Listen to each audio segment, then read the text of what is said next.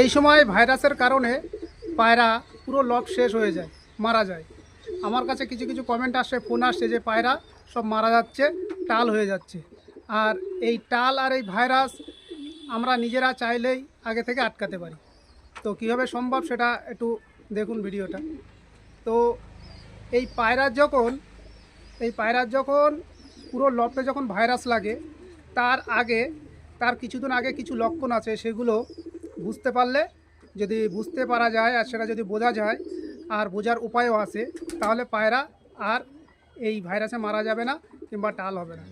তো দেখবেন কি, পায়রা যখনই ভাইরাস লাগে তার কিছুদিন আগে একটা সংকেত দেয়। সংকেতটা কেমন আমি বলে দিচ্ছি, একটু বুঝতে পারবেন সবাই। পায়রার ঘরের ভিতরে গেলে কিংবা সামনে গেলে একটা অদ্ভুত একটা গন্ধ বার হবে।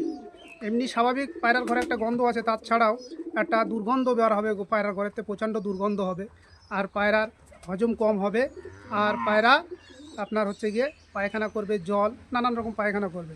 তখনই যদি সম্ভব হয় ট্রিটমেন্ট করবেন, তাহলে পুরো লবটা আপনার বেঁচে যাবে।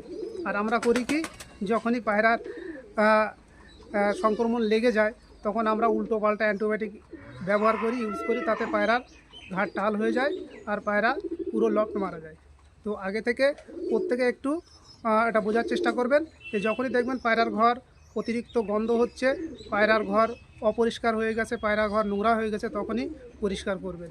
তো সবথেকে মোদ্দা কথা একটাই, যে আপনারা 10-15 দিন অন্তর অন্তর পায়রা ঘর পরিষ্কার করবেন, আর ভাইরাস দেখবেন আসবে না। ঠিক আছে? তো ধন্যবাদ, সকলে ভালো থাকবেন আর এই টিপসটা ব্যবহার করবেন।